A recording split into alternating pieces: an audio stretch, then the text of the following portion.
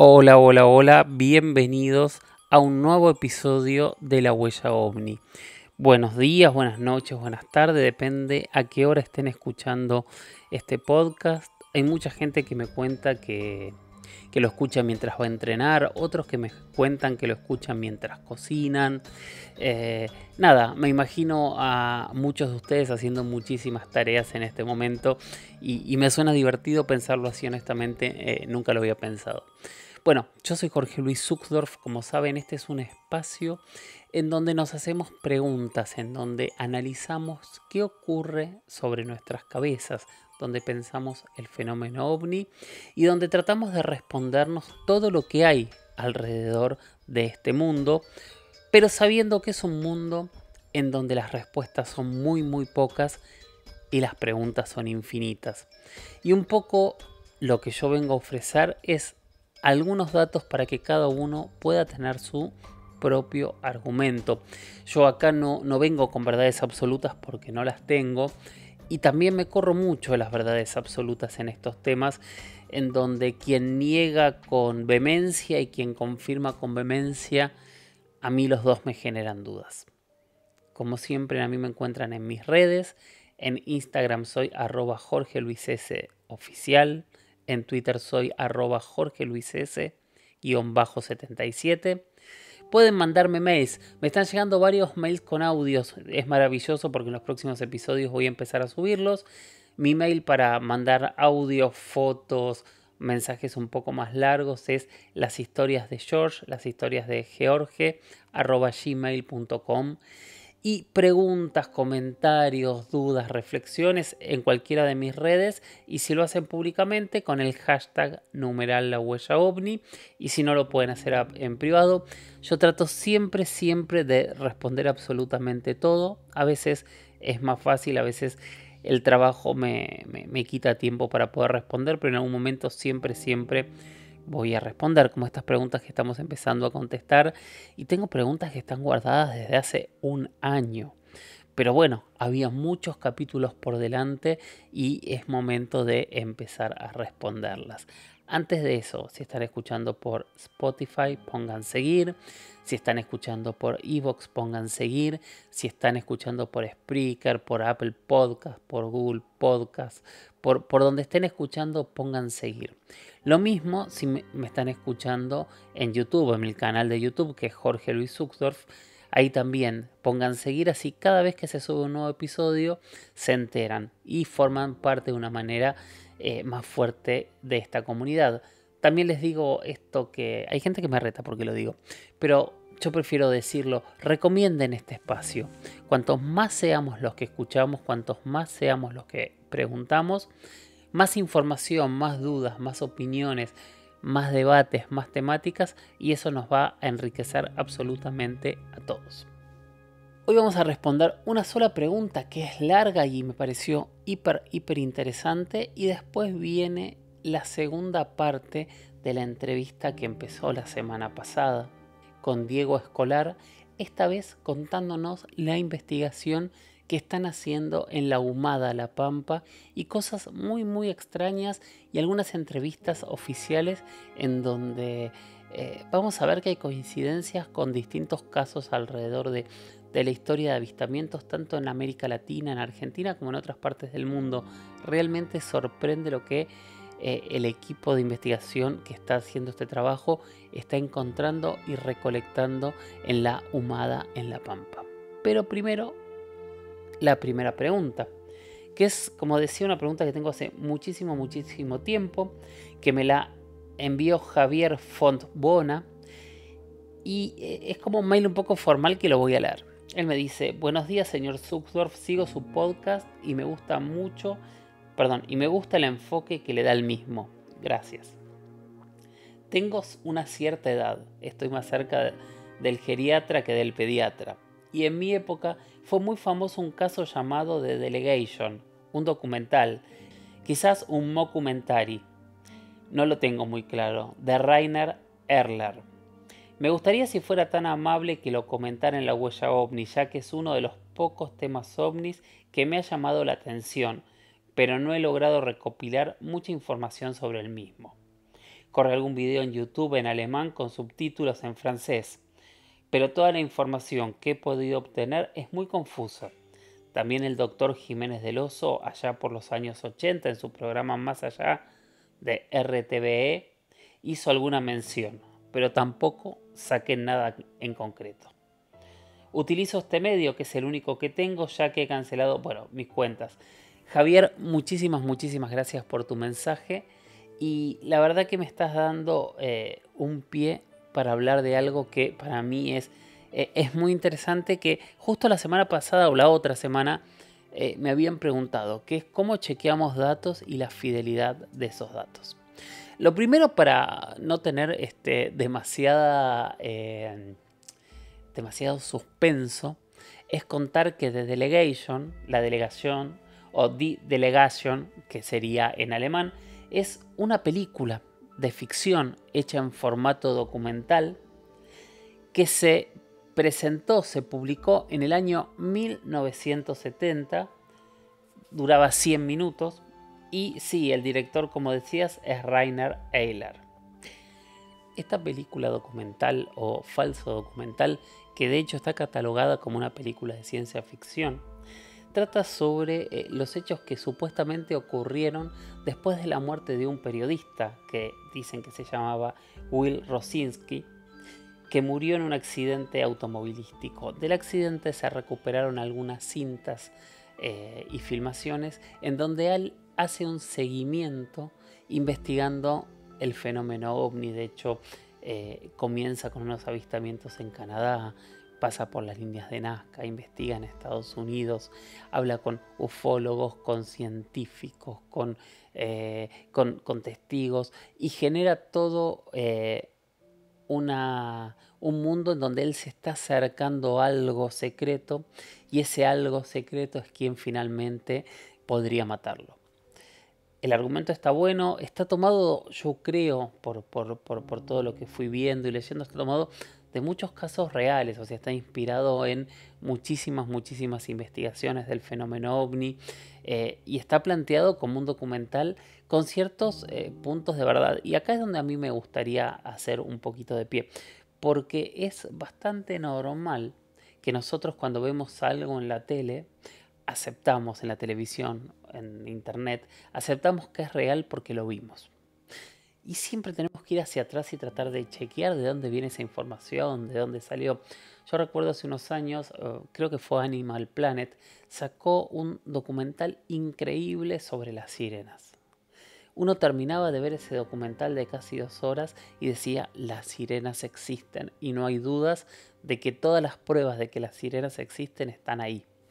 Pero el detalle era que al final del documental había un pequeño graph que decía que todos los hechos allí relatados, excepto el sonido, el bluff, eran todos falsos, contados en formato documental. Entonces, ¿a qué es lo que voy con esto? Que nosotros veamos una película documental, que nosotros conozcamos de golpe una historia a través de la televisión, incluso de una página de internet, incluso cosas que decimos aquí, no significan ni validan que sean ciertas, ni siquiera que hayan ocurrido. Ok, en el tema de la delegación, por ejemplo, el problema es que lo primero que yo les diría es chequeen fuentes. Entonces, lo primero que tenemos que saber es si los personajes son conocidos, si los personajes existieron, si los personajes realmente confirman que fueron ellos los protagonistas de ese hecho. A ver, por ejemplo, yo podría decirles, no sé, Emmanuel Macron dijo en una reunión privada que fue abducido por ovnis. O sea, Emmanuel Macron existe y debe tener reuniones privadas todos los días. Ahora es... porque yo esté diciendo que existió esa reunión privada no significa que realmente ese hecho haya ocurrido. A ver, hay un montón de fuentes en donde deberíamos empezar a buscar testimonios cercanos o su propio testimonio para poder validar que esto realmente fue así, y después de ahí empezar a buscar pruebas, ¿no? Porque si un presidente tiene algún tipo de encuentro, seguramente va a haber algún tipo de papel oficial. O sea, hay que empezar a buscar pruebas hacia atrás y hacia atrás y hacia atrás para lograr darle credibilidad a cada hecho.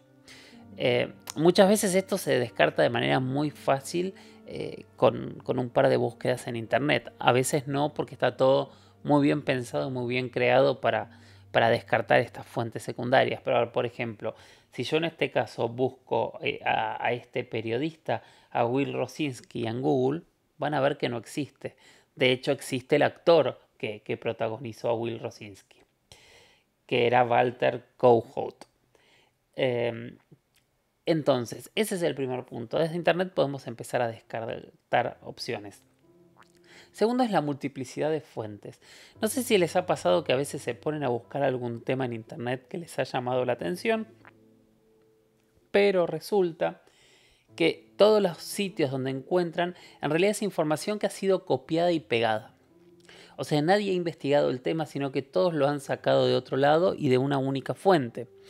Ese es un tema donde no encuentran diferentes investigaciones de un mismo tema, y ahí empieza a perder credibilidad porque hay una sola fuente. O sea, no es que hay un montón de gente hablando, sino que hay un montón de gente copiando y pegando esa misma información. Entonces, primero, los testigos. Segundo, las fuentes. Y tercero, en el tema de Internet es importante también saber de dónde proviene la información. Porque no es lo mismo tener una nota que ha sido publicada en Times, en la BBC o en cualquiera de estos canales internacionales o canales con prestigios dentro de un país, o libros con cierto prestigio, a informaciones de páginas web que cuando uno va a buscarlas no conoce quiénes son, no sabe qué han hecho, y muchas veces ni siquiera aparecen los nombres de los investigadores que han realizado esas investigaciones. Siempre tenemos que tratar de buscar la fuente más confiable, más conocida, más creíble, y siempre tenemos que tratar de buscar también que alguna de esa información tenga un nombre de alguien que se haga cargo, que realmente investigó de alguna manera ese tema.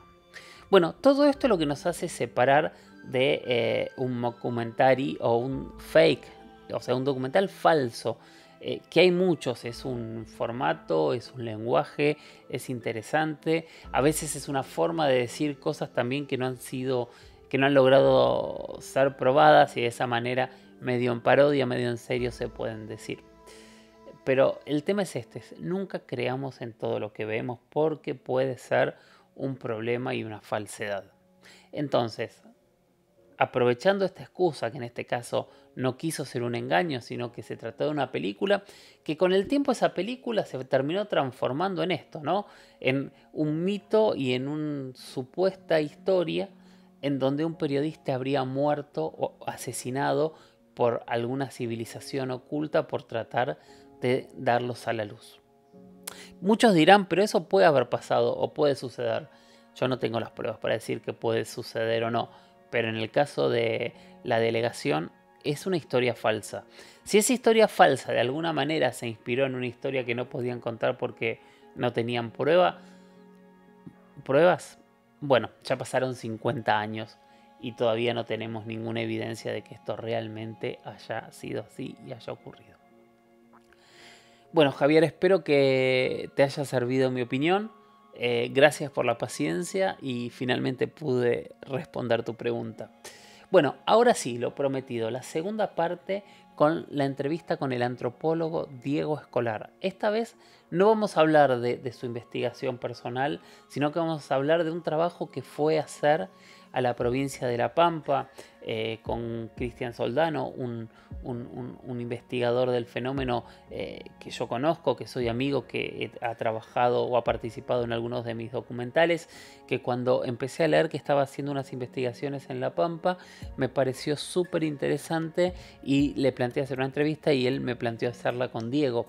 Cabe destacar que en esta investigación hay muchos conocidos de la huella ovni, porque estuvo Carlos Yurchuk, Daniel López estuvo a cargo o está a cargo de esta investigación, estuvo otro antropólogo que es Diego Parente, y también Andrés Segovia y Esteban Lingeri. Es todo un equipo de trabajo que realmente, por lo que nos cuentan, están haciendo una investigación que es muy interesante para escuchar. Así que vamos a la segunda parte de esta entrevista.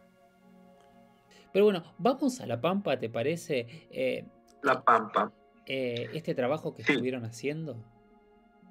Mira, te cuento un poco porque, bueno, este trabajo parte de, sobre todo, un grupo con el que yo me contacté años, digamos, al poco tiempo de mi experiencia. Hubo un muchacho que estudiaba antropología, yo era profesor en esa época en la UBA, y este chico se me acerca para que le dirija su tesis, su tesina de licenciatura, porque él había leído un borrador, un trabajo que yo hice, mi primer escrito sobre la experiencia que tuve con luces, lo presenté como un trabajo para probar un seminario de doctorado, ¿no? Que tuvimos. Muy jugado, claro, pero el seminario daba, por la característica del tema, el tipo, el profesor, Pablo Wright se llama, lo dijo, bueno, que ante todo escribamos lo que teníamos ganas de escribir, no sobre lo que deberíamos supuestamente escribir, o sea, con ciertas pautas del seminario, pero que escribamos sobre aquello que realmente nos movilizaba. Y yo escribí sobre esto. Bueno, entonces, este muchacho lo había leído y estaba muy interesado porque él formaba parte de un grupo de investigadores de ovnis, que ellos ya no hablaban de ovnis, sino de luces directamente, y que yo no tenía idea que ellos viajaban a distintas partes del país sin financiamiento ninguno, sin pertenecer a ninguna institución ni nada, donde se enteraban que había habido un avistaje de algo así interesante. Ellos viajaban, averiguaban, se conectaban con la gente, hacían entrevistas. Bueno, yo le dirigí su tesis a él sobre relatos de luces y esas cosas, ¿no? A raíz de eso conocí a este grupo, y bueno, con el tiempo, te hablo, esto fue hace como 20 años, resurgió de alguna manera este grupo en los últimos tiempos. El que lo maneja, lo dirige, es Daniel López, un hombre que, bueno, no sé si lo conoces, que es amigo de la casa, lo hemos entrevistado, es parte de... Sí. Bueno, y Daniel era uno de este grupo. Entonces, hace tiempo nos pusimos en contacto de nuevo con él, y me invitó a participar en esto que hicimos, que él hace... volvió a hacer este tipo de viajes o vigilias. Me junté con ellos y ellos a su vez participaron otras personas invitadas. La idea, porque también Daniel había leído mi trabajo y habíamos hablado, y yo le comenté que estaba, bueno, queriendo como establecer un abordaje antropológico de esto con las metodologías nuestras, y que me interesaba mucho, sobre todo porque ellos van y filman o fotografían los eventos cuando pueden y eso, y también hacen entrevistas a la gente. Pero yo observaba, digamos, que ahí podía contribuir mucho yo con mi metodología, con mi conocimiento de las situaciones de entrevistas antropológicas, ¿no? Y el trabajo de campo, en el laburo con los testigos o con las comunidades, y que veo que a veces ellos no tienen tantas herramientas en eso. Entonces, bueno, consideré que ese sería mi aporte, y fuimos en este grupo, que fue muy interesante. Obviamente no se cumplieron un montón de los requisitos que deberían haberse cumplido para un trabajo antropológico, pero para mí fue muy lindo, y ver cómo trabajan ellos, y ellos, cuando podía, yo les iba tirando fichas de cómo encarar el laburo con la gente de distinta manera, ¿no? Sobre todo no ser invasivo, el saber escuchar según el discurso del otro, ¿no? Todas varias cosas que... Y esto fue lo que hicimos, y hicimos de las dos cosas, un montón de entrevistas, no parábamos nunca, entrevistas a todo el mundo, que fueron muy interesantes, porque en ese lugar que se llama La Humada, en el oeste pampeano, muy cerca de Mendoza también. Casi todo el mundo, por lo menos la mitad de la gente ha visto un montón de cosas y hay ciertos relatos recurrentes, o sea, como que del mismo tipo de cosa que se repite. Entonces y los lugares donde se los ve y qué es lo que hacen, qué sé yo. Desde policías hasta exintendentes, hasta enfermeros, peones de campo, bueno, todo. Entonces, bueno, eso fue el trabajo, fue unos días, y también hicimos algunas vigilias nocturnas en lugares donde aparentemente se veían más cosas. Y bueno, eso fue un poco el trabajo. A mí, cuando te hablaba de la legitimidad de este tipo de grupos, llamarle ufólogos, pero yo creo que ufólogos es como una clasificación muy, muy chica, ¿no? Porque ellos mismos no se definen como buscadores de ovnis, sino de fenómenos más amplio su concepto de lo que puede ser. Me parece muy valedero lo que hacen, ¿entendés? Y un esfuerzo que otros científicos no hacen. Y lo hacemos con él. Pues yo estoy en la misma, pues estoy en el campo científico, porque al hacer esto, por ahí para otros científicos tal vez dejo de ser científico, para mí no. Y todo eso se hace como parte de mi trabajo científico, pues por ahí me van a decir que no estoy cumpliendo mi trabajo, ¿entendés? No voy a ascender de categoría por esto, ni por ahí al contrario, capaz que me mete una patada en el culo, ¿viste? Entonces, todos estos años lo vine haciendo de forma paralela a mis temas oficiales de investigación, que también los hago, pero aprovechando los trabajos de campo, mi estudio histórico, todo eso para detectar este tipo de cosas, información sobre esto.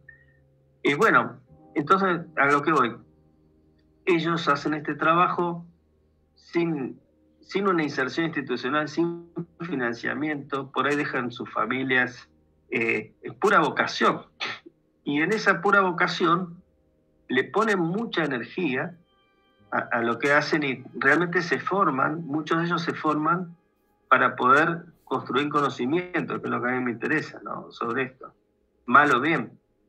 Entonces, bueno, por eso valoré mucho participar junto con ellos en un pie de igualdad, digamos, de hacer un equipo donde tratar de darle forma cada vez mejor al abordaje de estos fenómenos, ¿no? Y te hago un par de preguntas. ¿Por qué eligieron este lugar? ¿Qué es lo que veía la gente? ¿Con qué relatos se encontraron? ¿Qué es lo que pasó?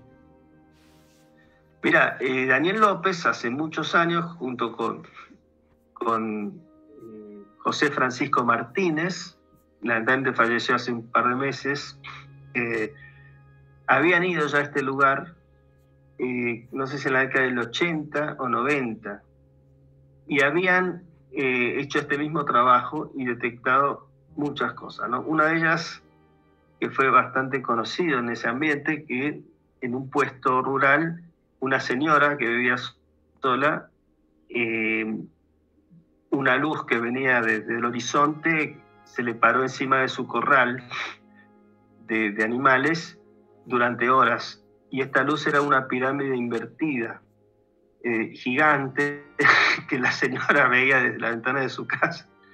Y bueno, entrevistaron a esta señora muy particular, y tenía otra particularidad, que esta señora había tejido un pelero, que es una especie de manta que se usa en la montura de los caballos, que es lo que tejen las señoras en el campo, en esa zona, con todo el dibujo de lo que había sido, como una especie de historieta casi, de la experiencia. Entonces, ese era un caso, te digo, emblemático, pero había muchos más que hablaban de un fenómeno que se llamaba la casilla, que decían ver mucha gente una especie de objeto que era como una casilla de la Dirección Nacional de Vialidad, las que usan en la ruta para los trabajadores, y que esta casilla a veces estaba parada en el campo o al costado del camino, o a veces venía flotando desde lejos y pasaba cerca de la gente, iluminada de una manera especial desde adentro, con lucecitas que se veían. Había muchas descripciones de esto. Y bueno, hay cientos de testimonios de esto, ¿no? Otros fenómenos parecidos, que le llaman el castillo, que también es como si fuera como una ciudad, dicen algunos, un castillo visto de lejos con torres, con luces de colores. Bueno, y muchos relatos de luces que van por el campo, a veces son muchas, a veces es una, a veces se elevan de la tierra en un mismo lugar hasta el cielo y se quedan horas ahí y vuelven a bajar. Hay lugares donde se ve esto, dicen verlo todas las semanas o 2 veces por semana. Hay gente que dice que lo ven todos los días a la misma hora. Bueno, muchos policías, testimonios de policías, por ejemplo, que han visto la casilla, que han visto las luces y que incluso algunos las han enfrentado a las luces, a tiros o a puñaladas. Bueno, es como entrar en un mundo muy extraño, pero que cuando estás ahí toda la gente te cuenta estas cosas. Y que hay gente grande. Sí, ¿y a qué conclusión llegaron? Mirá, yo no creo que hayamos llegado a ninguna conclusión en el sentido de darle una explicación a esto.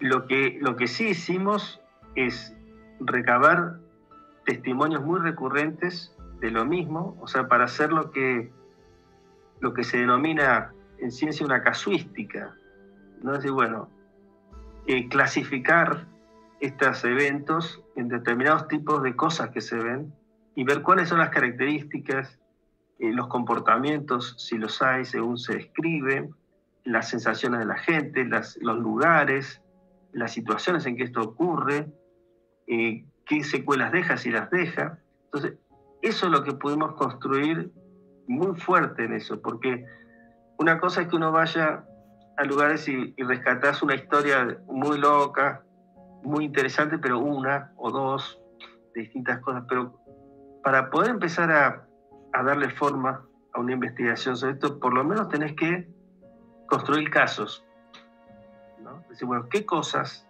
pasan? ¿Cómo son? Es muy difícil verlas uno por ahí. Uno no puede garantizar que vas a ir a la noche, como hicimos, y va a aparecer la casilla.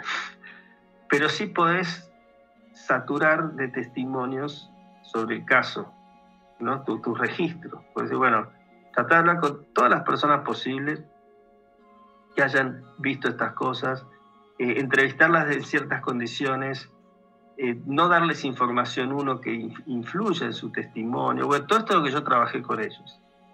Porque muchas veces en la ansiedad de hablar, el mismo entrevistador les tira información a los entrevistados que puede orientar su relato, ¿no? Entonces yo decía, bueno, muchachos, miren, no hablen ustedes casi, sino traten de hacer preguntas sin valoración, sin tirarles líneas, aunque sean muy sutiles, decir, bueno, ¿usted ha visto la casilla? No, ni siquiera eso, decir, bueno, ¿qué cosas, qué les ha pasado? ¿Qué han visto? Bueno, de otra manera. Bueno, eso es un poco lo que se logró hacer bastante. Realmente hay testimonios filmados y grabados muy interesantes, y una casuística, como ya te digo. Por lo menos hay 4 o 5 cosas que se ven en forma recurrente y que hasta podríamos decir que hay líneas de conducta de eso. ¿Qué es lo que más te llamó la atención de lo que te contaron? Mira, hay cosas que me llamaron mucho la atención, pero por ahí son 1, 2 o 3 testimonios. Esos por ahí te lo comento, pero es el menos probable para mí porque son menos testimonios.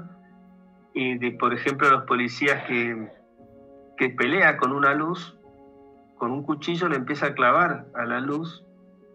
Estaba en el campo a caballo el hombre, había dejado el caballo y ve la luz. Bueno, no sé cómo, dice que la luz se acerca y él le empieza a clavar su cuchillo repetidas veces. No se acuerda bien qué pasa, después se desmaya. Cuando se despierta, está su caballo con 120 puñaladas, muerto. Hay un par de relatos así, como que alguien confronta a la luz y después es como que la luz tapó otra cosa, otro ser, otro que fue víctima de la agresión del que atacó a la luz. Bueno, lo que más llama la atención es como, digamos, que gente de, algunos muy del campo, otros del pueblo, de distintas edades, etcétera, describen igual y la dibujan igual, casi igual a la famosa casilla. Y en algunos casos, como el de una viejita, que es un testimonio muy lindo, las sensaciones que eso les provocó con el tiempo. Porque hay gente que ha visto muchas veces eso y lo recuerdan con mucha añoranza, ¿no? Como que fue una experiencia, excelsa, ¿no? Como que vivieron un momento de absoluta belleza, por decirlo de alguna manera, una sensación de elevación. Y hay un testimonio muy lindo de una señora que lo cuenta así, se pone a llorar porque hace mucho que no la ve y extraña a la casilla. Dice que era algo tan hermoso que no lo podía explicar. Y esto ha pasado, yo veo en algunos relatos, y en mi propia experiencia viví algo parecido en los dos momentos que yo tuve así fuertes de encuentros, que por momentos era una sensación como de, puede ser un efecto psicológico o lo que quieras, pero de plenitud, ¿no? Como decir, bueno, estás viviendo un momento irrepetible, no sentís un mal, incluso no sentís miedo, es algo bello y a la vez totalmente inexplicable, pero te sentís muy bien. Y eso me pasó gran parte, digo gran parte porque también me pasó lo contrario, de golpe sentí pánico y eso. Gran parte de las dos experiencias que tuve fuertes, ¿no? De sentir esa sensación de alegría. Bueno, eso es una de las cosas que a mí personalmente me llamó la atención por ahí, no porque sea tan recurrente en todos los testimonios, pero en muchos aparece eso. Sí, y te hago una pregunta, cuando hablan de casilla, yo automáticamente, que yo trato de hacer siempre, yo creo que tengo más de 3000 entrevistas hechas a testigos, con expertos, con científicos, o sea, nada, por el laburo que hago me tocó recorrer todo y he estado prácticamente en todos los países haciendo muchos de los casos más importantes. Y tengo muchos patrones, ¿no? Que me los guardo para mí, nunca los digo y trato de escucharlos y muchas veces cuando la historia la veo como, no sé si decir real, porque no soy quien para decir que es real y que no, pero en muchas historias se empieza a encontrar estos patrones en la segunda o en la tercera o hasta en la cuarta repregunta, que son detalles que por ahí para la gente no tienen importancia, pero yo empecé a encontrar que se repiten. Algunos son más públicos y más lógicos, sobre todo cuando hay descripciones. Yo automáticamente, cuando Cristian Soldano me hablaba de la casilla, me fui, por ejemplo, al caso de Juan Oscar Pérez, no sé si lo conoces. Sí. Él lo primero que describe es una casilla, que es en lo que no entra. me acordaba. Él dice que entra en una casilla de tractor, redonda. Entonces, sí. Ese tipo de cosas son las que más me llaman la atención, ¿no? Pero como hay casos alrededor del país o del mundo donde empezás a repetir patrones. Y esta de la casilla, esto fue en Santa Fe en la década del 70. Llama mucho la atención. ¿Y cómo sigue ahora esta investigación, este trabajo? ¿Cuál es el siguiente paso que van a hacer?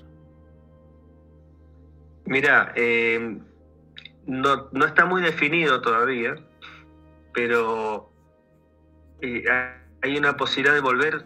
Yo creo que vamos a volver ahí, no sé si la próxima vez o vamos a ir volviendo a ese lugar. Y también habíamos pensado ir a San Juan, a donde yo tuve esa experiencia en el Barrio Blanco, la Pampa Leoncito, también tenían interés en ir allí. Son las dos posibilidades, pero no hay una hoja de ruta trazada. Yo estoy tratando de elaborar un proyecto de investigación con todas las letras, digamos, dar los lineamientos de mi investigación, por lo menos, ¿no? Incluso insertarla como en el sistema científico, lo cual es más difícil, pero por lo menos tenerla yo claramente delineada. Y tal vez sería bueno hacerlo con ellos, pero no sé también las dificultades que hay para hacer esto, porque bueno, cada uno tiene su laburo, esto para mí es mi trabajo, ¿no? Investigar, y puedo llegar a incorporarlo esto como parte de mi trabajo cotidiano, pero ellos tal vez no. El resto tiene pero que bueno, vivir. estamos viendo. ¿Cómo? Claro, que el resto tiene que vivir de sus trabajos usuales.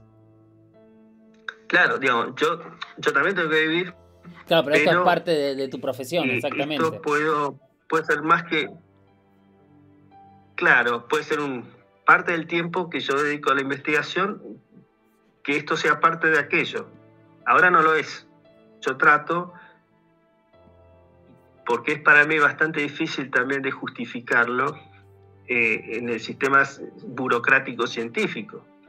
Entonces, yo también tengo mis temores de que, bueno, esto no sea aceptado legítimamente. Entonces, estoy en esa, pero, digamos, por eso no tenemos todavía para mí, lo que sería un proyecto científico de largo aliento.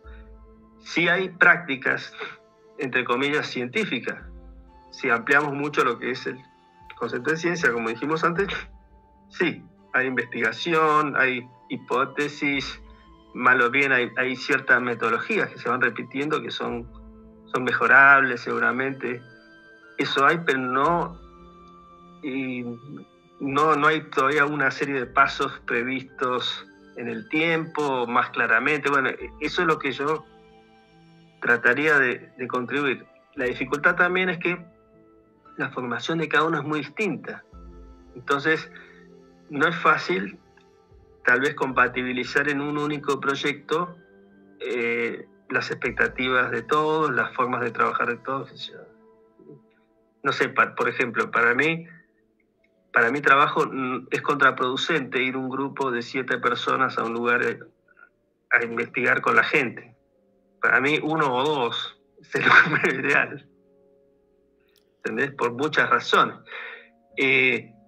Pero si vos vas a registrar con cámaras, con instrumentos, qué sé yo, cosas así, necesitas tener más gente. Sí, depende. O sea, qué sé yo laburé algún tiempo con Jorge Prelorán y él justamente lo que hacía era cine etnográfico, y él lo que hacía, se iba él solo con la cámara y la mujer y no sacaba nada hasta ser parte de la comunidad.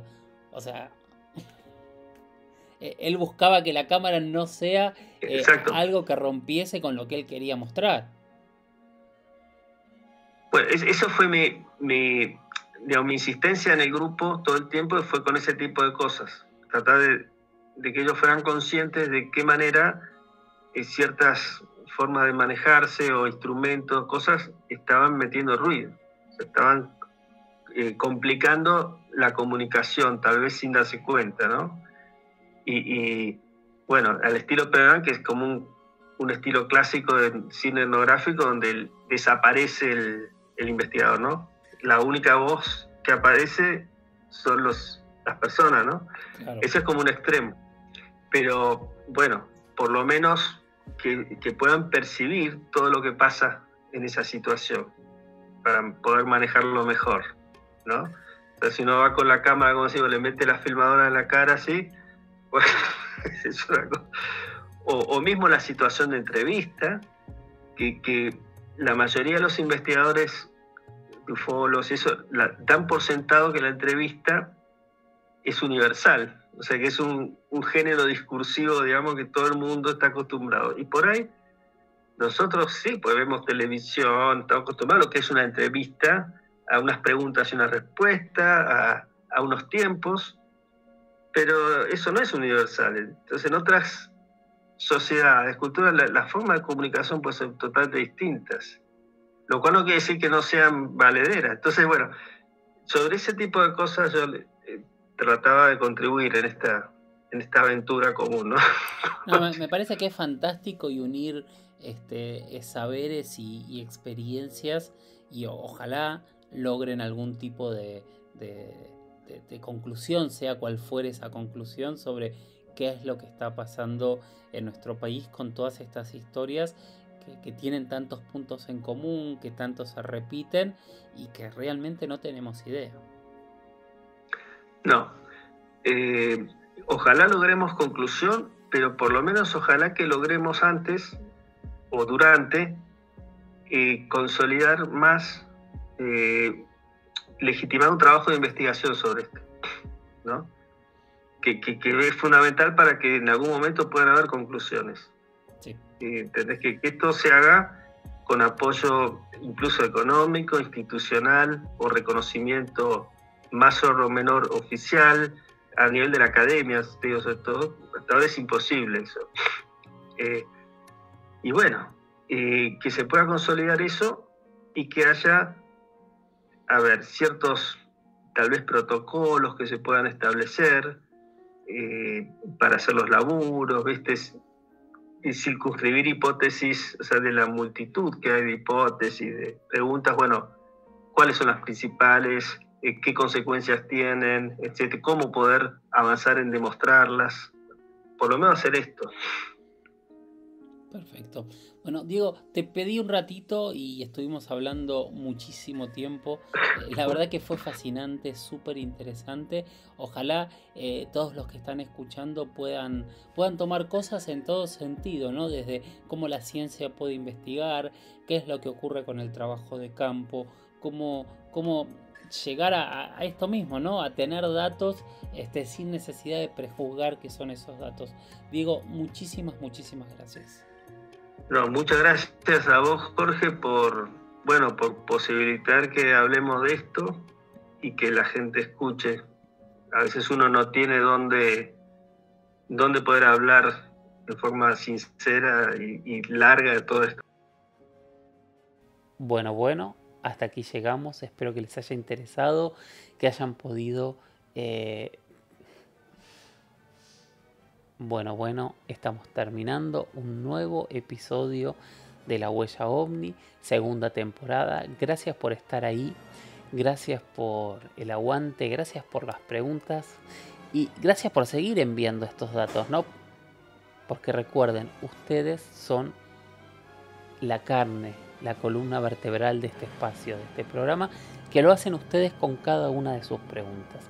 Así que sigan enviando preguntas. Yo semana a semana voy a seguir respondiendo las hojas y hojas que tengo, que son muchísimas de preguntas, para seguir hablando de esto que yo creo que nos interesa como humanidad desde el principio de los tiempos, seguramente desde la primera vez que miramos hacia arriba y nos preguntamos qué había en las estrellas. Gracias, síganme en mis redes, sigan el podcast y nos escuchamos la semana que viene. Chau.